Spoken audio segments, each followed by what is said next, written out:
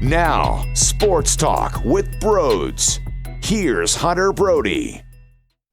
The Flyers get a much-needed victory, a big win for this team inside that locker room as they go to New Jersey and win the hockey game 4-3 in a shootout.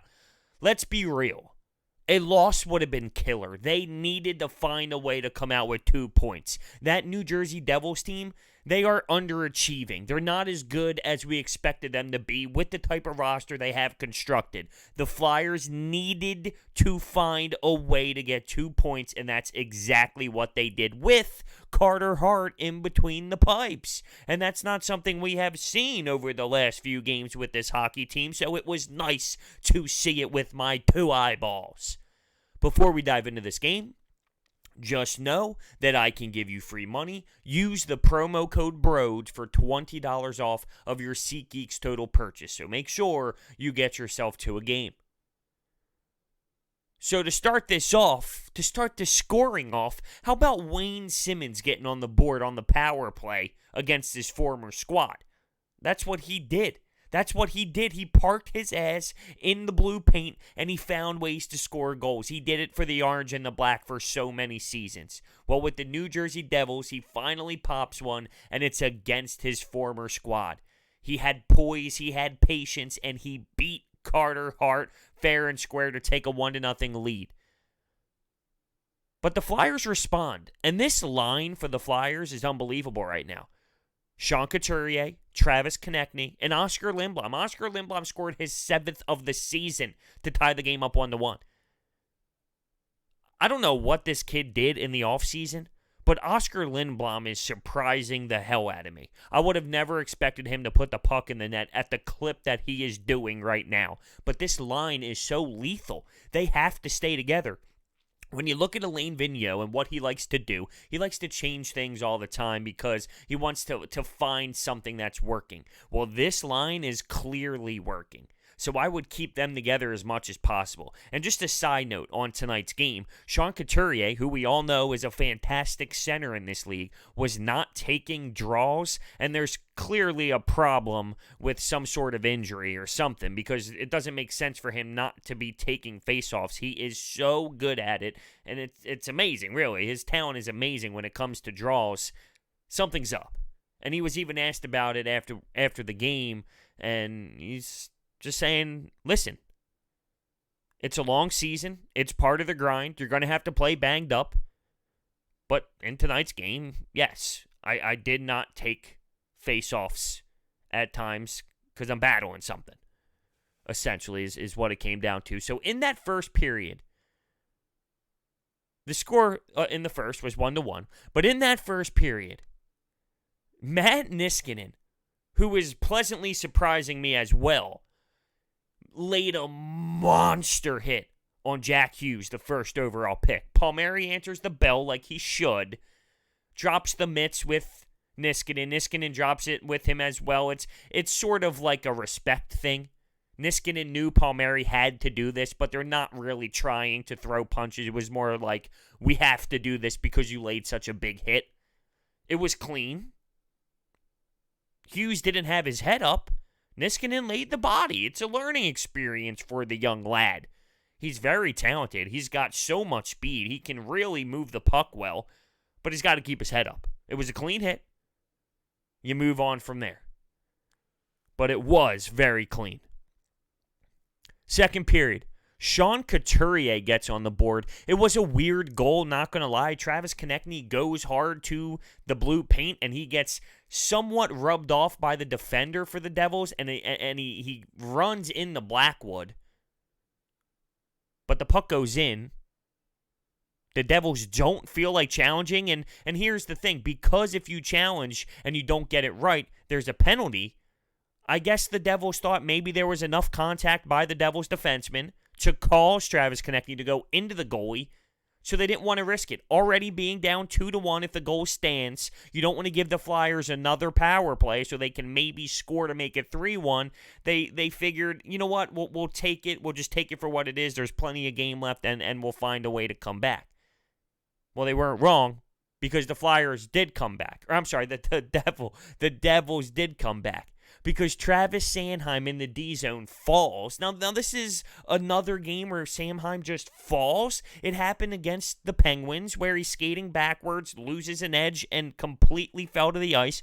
It happened again, and Vatanen ends up getting a clap bomb up at the top on the power play and scores. Now, that's the second power play goal of the night. You need to win special teams. The hockey game is now tied 2-2. You have to do a better job winning special teams. But Sanheim also has to do a better job at staying on his feet. That can't continue to happen. What is going on there? Could have Carter Hart made that save? Maybe. But still. 2-2 going into the third period. A fluky goal for the Devils. Taylor Hall waxes Justin Braun alongside the boards. Ghost dives, leaves his feet. The puck squeaks in and finds a way to get past Carter Hart. Very fluky goal, but the Flyers are down 3-2 in the third period. And the savior, Joel Farabee, scores his first goal of his NHL career in the high slot. He gets a biscuit on his stick, a nice release, and it gets past Blackwood. I thought Blackwood could have made the save. It wasn't the best execution out of him as a netminder, but that doesn't matter. What matters is the puck went behind him, and Joel Farabee finally scores where the replay doesn't have to overturn the call. You could tell his excitement. You could tell his teammates' excitement as they huddled up there to celebrate. What a fantastic few games for Joel Farabee, not going to lie. Very impressive so far, and I can't wait to continue to watch the kid be a stud. So we go to overtime. In overtime, the Flyers had some opportunities. Joel Farabee actually scored, and I just mentioned how the third goal didn't get overturned. Well, the one in overtime did. It was blatant, though. He gets robbed, and then the rebound pops right to him, and he uses his right foot to kick it in over Blackwood. Clearly, it was a kicking motion. No one argued it whatsoever. So that one did get overturned, but he's all over the place. He's involved. He's creating noise. He's literally where the puck is all the time, and he's so fast and he's so smart. It's crazy and wild how involved he is already in his young career. And then with seconds left on the clock in overtime, Shane Gostisbehere, he has the puck wide open in the crease, or the net was wide open when the puck was bouncing in the crease. Somehow he whiffs, and then on the backward swing, he backhands the puck farther away from the goalie. The way the season has started for Ghost has been a nightmare. There's just no denying it. It's been bad. It's been awful. And I don't know what we have in this kid anymore. He's in his head way too much. He's overthinking so many plays. I don't know what to tell you about Shane Gostisbehere, but it hasn't been good. I'm concerned. I've hit the panic button on Shane Gostisbehere and what he is for the Flyers organization. But in the shootout, the Flyers find a way to win. Claude Giroux with this dirty, filthy, disgusting move where he beats the netminder but hits the post and does not put the puck in. Of course, I thought then and there, here we go again. Here's another shootout where the Flyers can't execute. But Sean Couturier does a Forsberg one-handed move and scores. And Carter Hart makes the save on the other end to make it all happen. Now, Carter Hart, all around, the stat line's not pretty. It doesn't stand out to you, but I thought he made timely saves. Specifically, I thought in the third period, later in the third period, he came up big. He made timely saves, and that's what's good. Also, he gained some confidence. It hasn't been pretty for him. He finds a way to get on the win column, in the win column, and that's all you can ask for out of him right now. He needs to find a way to get some rhythm with his play, to feel the puck more, just to gain confidence. That's really what it comes down to for Carter Hart being so young. He needed a game like this. The stat line doesn't read anything spectacular, but it's not about the stats. That's why I think at times the stat sheet is completely flawed. All around, Carter Hart was good enough in this game against the Devils, and it's great for him moving forward. It's a back-to-back, by the way, for the Fly guys, as Toronto comes to town. Now, Toronto hasn't been playing fantastic hockey. Their fan base is pissed off and screaming left and right in Toronto because it hasn't been the smoothest October for them. But, with that being said, we know about their lethal talent. We know about Austin Matthews and Mitch Marner, William Nylander, Kapanen. We know about the studs they have over there. It'll be fun to watch, but I'm afraid because of the back-to-back as well. It's scary. The way the team found 2 points, that's what I care about. It's crucial. 6-5-1 at this moment. We got to find 2 points. We need to play consistent hockey. I wouldn't say it was pretty, because it definitely wasn't. But they found the 2 points. If they lost in a shootout, I would have been really pissed off, not going to lie. If they didn't even get to overtime, I would have been insanely disgusted. Because the team has showed us some hideous hockey so far. And I know Alain Vigneualt doesn't just come into Philadelphia and completely change everything in 12 games? That's not how it works. There's time where the coach has to put in his style. It doesn't happen overnight.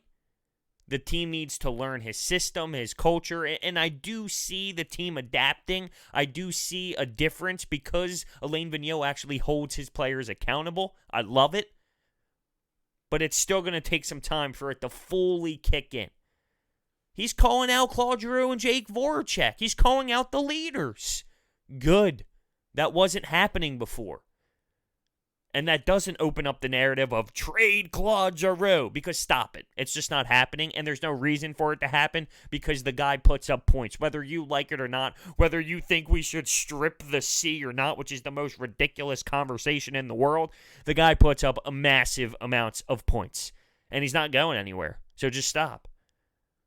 But he can be held accountable. He could step up a little bit more this season so far.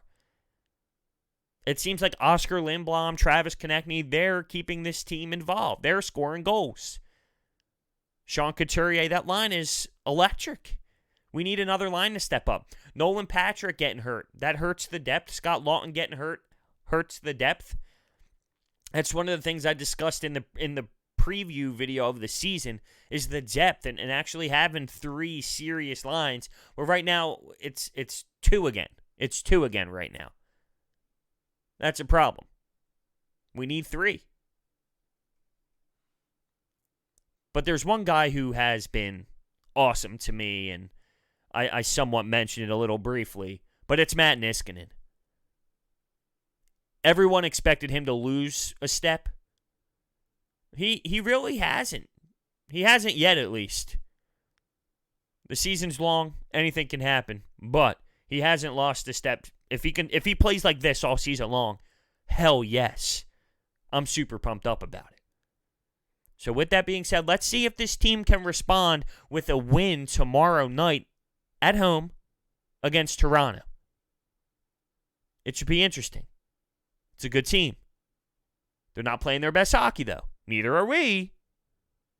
They have more talent, but that doesn't necessarily means they will come into Philadelphia and steal victory from the Flyers. So let's see how it goes.